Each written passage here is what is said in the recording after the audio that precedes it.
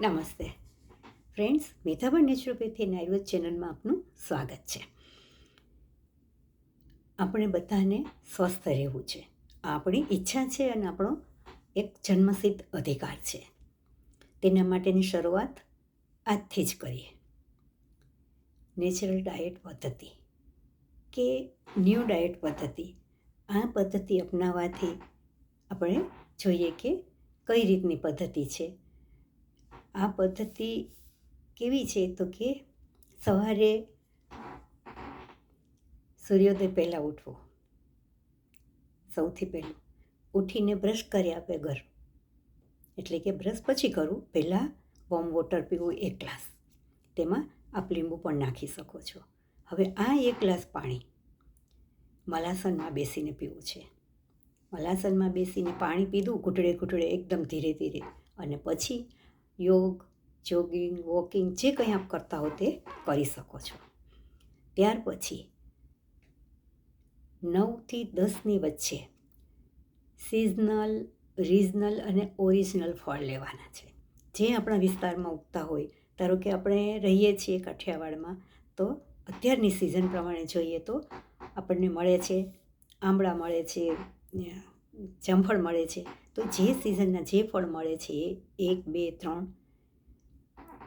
જુદી જુદી જાતના પણ આપ લઈ શકો છો. આપનું વજન હોય, ધારો કે વજન 50 કિલો છે તો 500 ગ્રામના ફળ લઈને બેસવું અને નિરાંતે ચાવીને લેવા. ત્યાર પછી લંચમાં જ્યારે જમવા બેસો ત્યારે સૌથી પહેલાં વજન છે 50 કિલો તો 250 ગ્રામ સલાડ લેવું. કાકડી, ગાજર, જે કંઈ સિઝનમાં મળે છે એ સલાડ લેવું.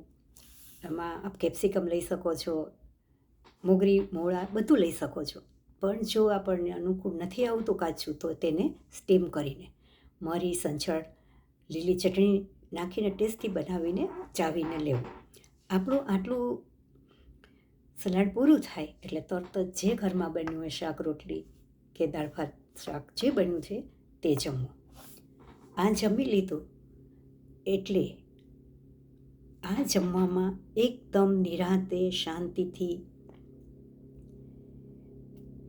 આપણે જમવાનું છે. એમાં ખાસ ધ્યાન રાખવાનું છે કે 1 બાઈટ 32 વાર, એક કોળિયાને 32 વાર ચાવવાનો છે. એટલે જ આપણને 32 દાંત આપ્યા છે ઈશ્વરે. આ ખોરાક એવી રીતે ચાવવો કે ગળે ઉતારીએ ત્યારે લિક્વિડ ફોર્મમાં હોય. જેટલું તમે ચાવો છો, સાથે સલાઈમાં ભળે છે, એટલું જ પાચન સુધરે છે અને પોષક તત્વો શરીરને મળે છે. જો ચાવતા નથી તો લીવરને ખૂબ તકલીફ પડે છે. તેમાંથી પોષક તત્વો તો મળતા નથી, સાથે એને આગળ ધકેલવામાં આંતરડાને ઘણી તકલીફ પડે છે અને તેથી જ પેટના રોગો થાય છે. તે એટલા માટે ખૂબ ચાવીને, એક કોળિયાને 32 વાર ચાવીને લેવાનું છે.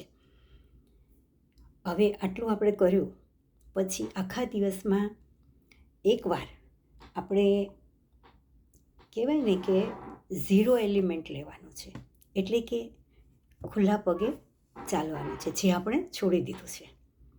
ધરતી સાથે આપણે કનેક્શન જ નથી રાખ્યું, તો પૃથ્વી તત્વ સાથે જોડાયેલું રહેવાનું છે. ખુલ્લા પગે ચાલવાનું છે, જેનાથી ઇમ્યુનિટી વધે છે.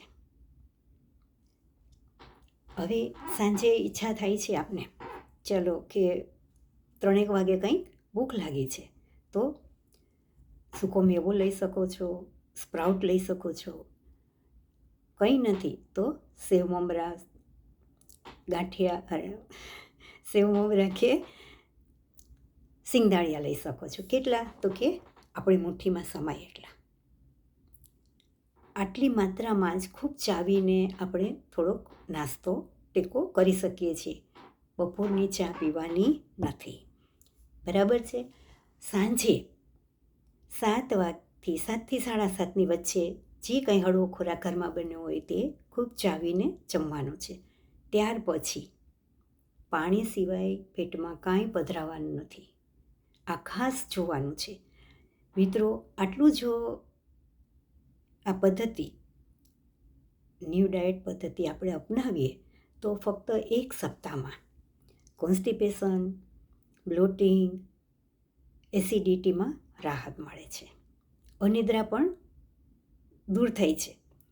એથી વધારે 2 સપ્તાહ જો આપ આ પદ્ધતિ અપનાવી લેશો તો સાંધાના દુખાવામાં રાહત મળે છે.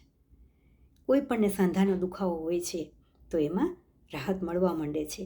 આ એક અનુભૂત પ્રયોગ છે. ઘણા માણસો ઉપર પ્રયોગ થયો છે, ઘણાને ફાયદો થયો છે. એનું કહેવાય ને કે અનુભવ સાંભળીને હું આ કહું છું. અને જો આ પદ્ધતિ 3 વીક ચાલુ જ રાખો છો તો સુગર અને બીપી કંટ્રોલમાં રહે છે.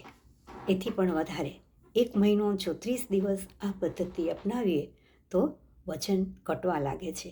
ખોરાક ક્યાંય બંધ નથી કરવાનો, કોઈએ ભૂખ્યું નથી રહેવાનું, ભૂખમરો નથી લેવાનો, પણ યોગ્ય માત્રામાં યોગ્ય ખોરાક યોગ્ય રીતે લેવાનો છે.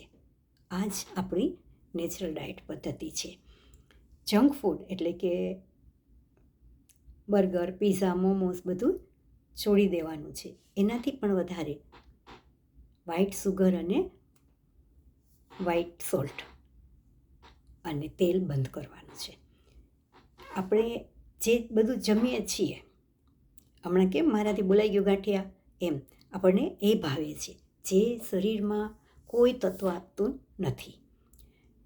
ફ્રેન્ડ્સ, આ પદ્ધતિ અપનાવી અને સ્વસ્થ રહી શકાય છે.